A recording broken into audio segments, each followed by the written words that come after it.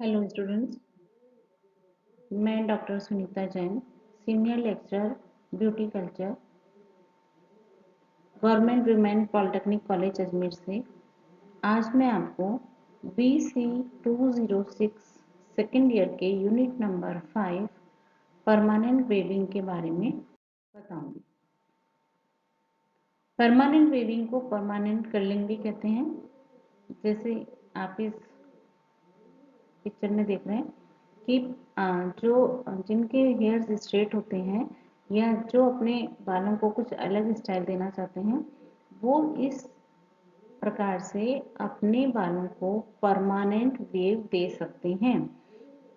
ये chemical treatment है, chemical के द्वारा होता है और जब तक रहता है जब तक कि आपके बाल आगे से बढ़ना और शुरू नहीं हो जाते। मतलब जब बाल और बढ़ेंगे, उगेंगे, तो वो बाल आपके नेचुरल शेप में रहेंगे और ये परमानेंट रहेंगे जो आपने केमिकल के थ्रू इनको पंप किया है।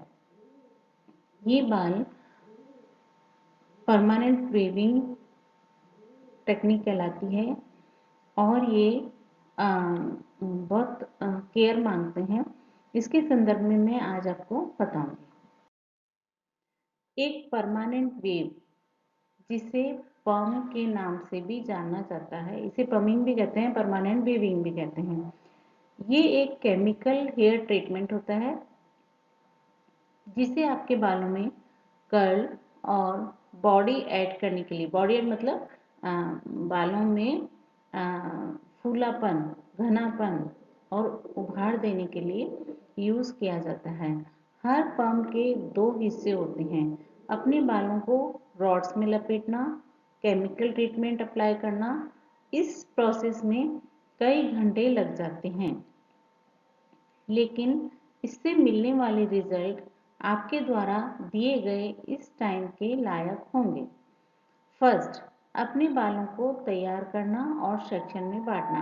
क्योंकि इसमें रोलर लगाए जाते हैं, इसलिए अपने बालों को सेक्शन में बांटना पड़ता है, जिससे पूरे स्कैल्प पे बाल एक समान रोल हों।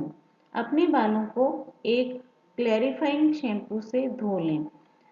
सबसे पहले क्या करते हैं कि हमको अपने बालों को पहले धोना पड़ता है। ये ऑयल या बचे हुए किसी भी हिस्से को हटा देगा। शैम्पू से पहले बालों को क्लीन करना पड़ता है। आपको काम करने के लिए एक क्लीन बेस दे देगा। हालांकि कंडीशनर यूज़ नहीं करना चाहिए, नहीं तो पम्प सॉल्यूशन सही ढंग से सेट नहीं हो पाएगा।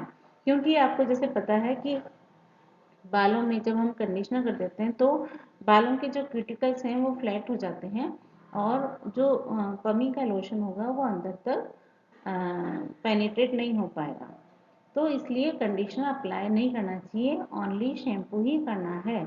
एक बार जब आप अपने बालों को धो लें, तब एक साफ टॉवल या पुरानी टी शर्ट से उन्हें सुखा लें। पुरानी टी शर्ट से इसलिए सुखाते हैं क्योंकि वो सॉफ्ट होती है। एक रिच प्रोटीन कंडीशनिंग युक्त शैम्पू भी अच्छी चॉइस हो सकता है, लेकिन हालांकि कहा यह जाता है कि कंडीशनर यूज़ नहीं करना चाहिए। अगर आपके बाल हल्के से गीले होंगे तो भी ठीक रहेगा, लेकिन बस इतनी पुष्टि कर लें कि ये एकदम पानी टपकने जितने बहुत ज़्यादा गीले नहीं होने चाहिए। बस एक नम जो बाल होता है वही होना चाहिए। अपने बालों को धोने से पहले ब्रश कर लें, फिर उन्हें धोने के बाद एक चौड़े दांतों वाले कंघे से बालों को कॉम्बिंग कर लें। ये सबसे फर्स्ट स्टेप है। उसके बाद है अपनी गर्दन पर एक टॉवल लपेट लें, फिर एक प्लास्टिक कैप और ग्लव्स पहन लें। आपको पम्प सॉल्यूशन को अपनी स्किन पर गिरने नहीं देना है, इसलिए आपको एक्स्ट्रा सावधानी बरतनी होगी। पहले अपनी गर्दन पर एक टॉवल लपेटें, फिर एक प्लास्टिक कैप पहन लें। इसका क्या यूज़ होता है कि पहले टॉवल लपेट लेंगे और प्लास्टिक, तो आपके जो सॉल्यूशन है वो स्किन पे कहीं भी नहीं लगेगा।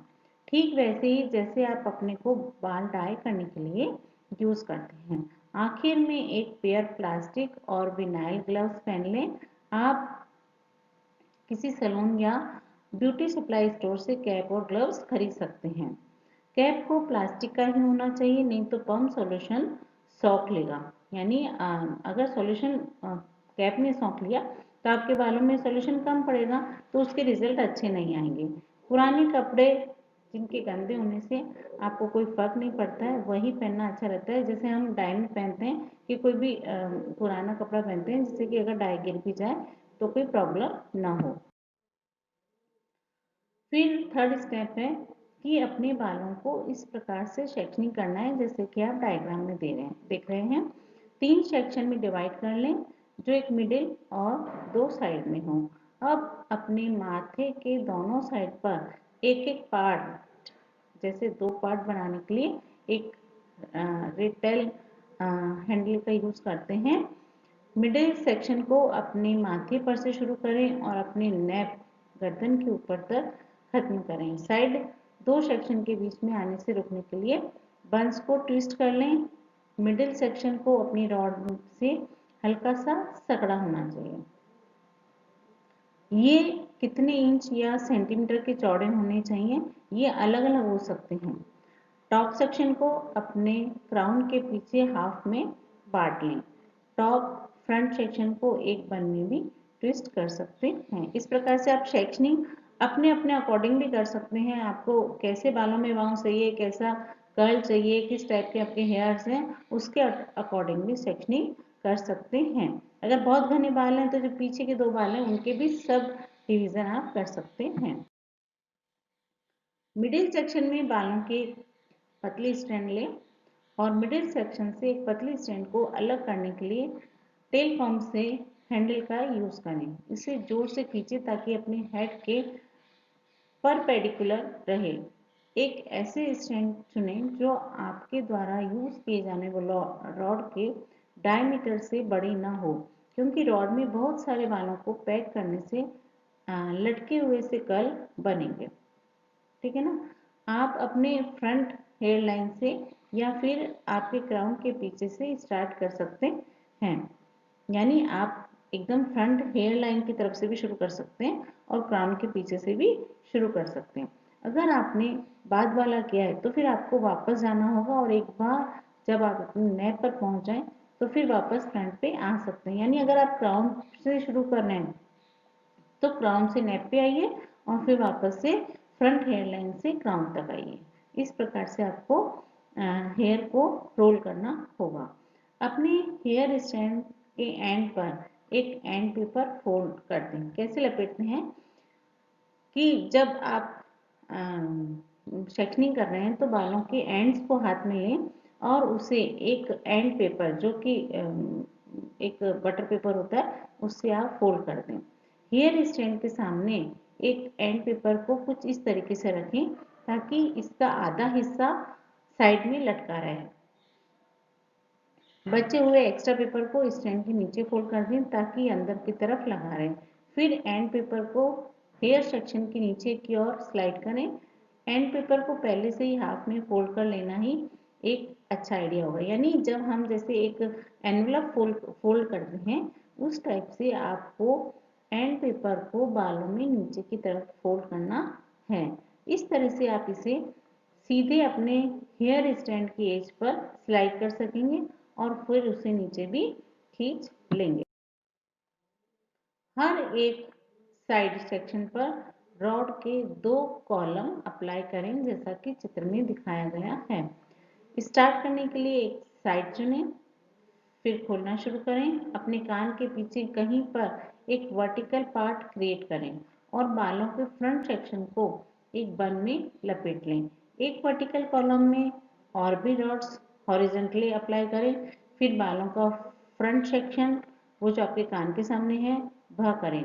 रॉड्स के एंड्स को, साइड बैक सेक्शन को और मिडिल सेक्शन को शामिल करते हुए एक दूसरे से टच करना चाहिए। यानी बाल बीच में बिल्कुल भी नहीं रहने चाहिए। जो रॉड्स हैं वो आपस में एकदम सटी हुई रहनी चाहिए, नहीं तो अगर आपने दूर दूर लपेटा तो आपकी जो स्कैल्प का स्किन है वो भी दिखाई देने लग जाएगा। इस रॉड को साइड सेक्शन के टॉप पर मिडिल सेक्शन के नीचे अप्लाई करना शुरू करें और अपनी हेयर लाइन का पूरा करें। मतलब मिडिल सेक्शन से आप अप्लाई करेंगे और हेयर लाइन तक जाएंगे कहीं किसी भी दिशा में, क्योंकि आपको एक गाइडलाइन मिल जाएगी कि आपको एक इसी तरीके से रोलर लगानी है, तो आप नेक्स्ट रोलर भी उसके बिल्कुल पास में सटाकर लगाएंगे। इस पॉइंट पर जब आप जैसे जैसे काम करेंगे आपके बाल सूखना शुरू होते जाना चाहिए। अगर ऐसा होता है तो आप इन पर पानी छिड़क दें, इसके लिए रॉड पर लिपटे रहना आसान रहेगा, क्योंकि जब बाल सूख जाएंगे तो वो रॉड से थोड़े से ढीले होने लग जाते हैं। इसलिए अगर बाल सूख रहे हैं तो आप उसको पानी से तर करते रहें, जिससे कि रॉड वहीं पे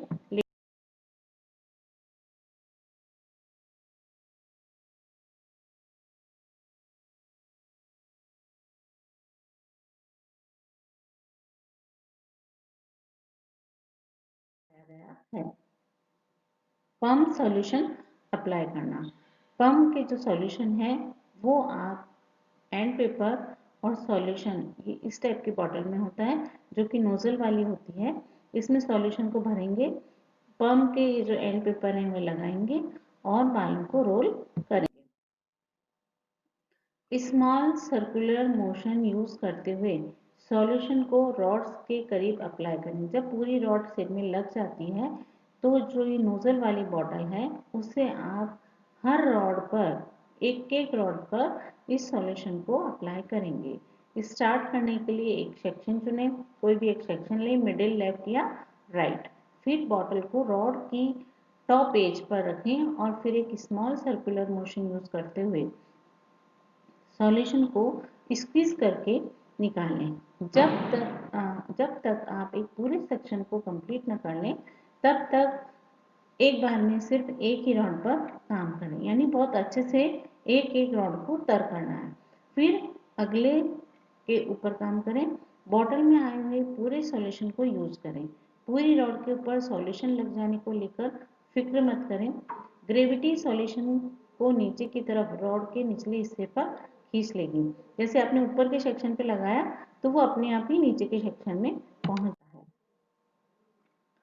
खोलते वक्त अपने बालों को कुछ मिनट में आप चेक करें कि वह एस शेप में बन गया है, यानी जब आपने बालों में रोल किया है तो आप ये चेक करें कि आपके बाल जब खुलते हैं तो वह एस शेप में हो गए हैं या नहीं।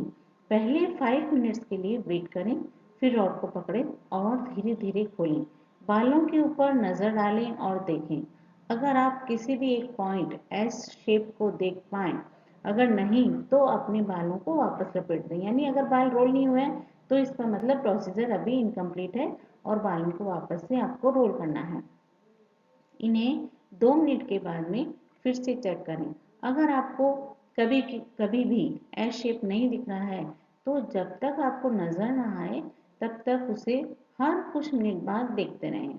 अपने बालों को चेक करने से पहले पूरे 10 से 15 मिनट तक इंतजार नहीं करें, नहीं तो आप इन्हें डैमेज होने की रिस्क में डाल देंगे। यानी बाल अगर रोल नहीं हुए आप वापस से उसको रोल कर रहे हैं तो ज़्यादा देर तक वेट नहीं करना है, उसे थोड़ी थोड़ी देर में आप देखते रहें, क्योंकि अगर ज़्यादा देर हो गई तो बाल ओवर प्रोसेस हो जाएंगे और बाल स्प्लिट एंड हो जाएंगे, बहुत ड्राई हो जाएंगे, फ्रीजी हो जाएंगे। इसलिए बहुत ज़्यादा देर तक भी आपको उसको ऐसे ही नहीं रहने देना है, उसको बहुत जल्दी जल्दी चेक करना है। हर किसी के बाल अलग अलग तरह से प्रोसेस होते हैं, क्योंकि बालों की पोरोसिटी सबके बालों में अलग अलग होती है। तो बाल हमको कैसे कितनी देर तक रखना है वो बालों की टेक्सचर पे डिपेंड करता है। जब आपको अपने बालों में एक एस शेप दिखने लगे तो फिर आप अगले स्टेप के लिए रेडी है। रॉड्स को बाहर निकाले बिना अपने बालों को 3 मिनट के लिए धोएं। जब आपको लगने लगे कि ये एस शेप में दिखने लग गए हैं तब भी आप बालों की रॉड को बाहर नहीं निकालेंगे। पहले बालों को साफ पानी से रॉड लगे हुए में ही धोना है, ये करना ज़रूरी है। रॉड्स को अपने बालों में ही छोड़ दें, बस सिंक पर झुक जाएं और फिर शावर के नीचे 3 मिनट तक अपने बालों से सॉल्यूशन को धोएं। कॉटन कॉटन बैटिंग भीग जाएगी, इसलिए जब आप अपने बालों को धो लें तब आपको इसे निकाल देना होगा। अगर आपके बाल बहुत मोटे हैं तो फिर हर एक रॉड के बीच में कुछ सेकंड के लिए पानी चलाएं ताकि सॉल्यूशन को पूरी तरीके से निकलने की पुष्टि हो सके। क्योंकि उस समय जब हम ये सॉल्यूशन लगा रहे हैं तो हम बालों को उस समय तोड़ रहे होते हैं, बालों के बॉन्ड को।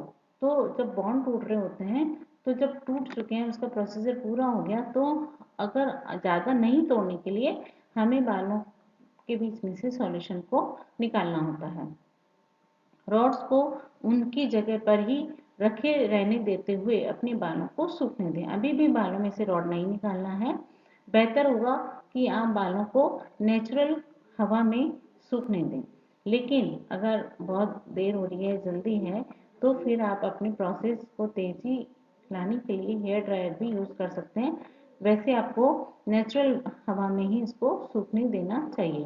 रॉड्स को अभी भी बाहर नहीं निकालना है जब तक कि बाल अच्छे से रॉड लगे हुए में ही सूख ना जाएं।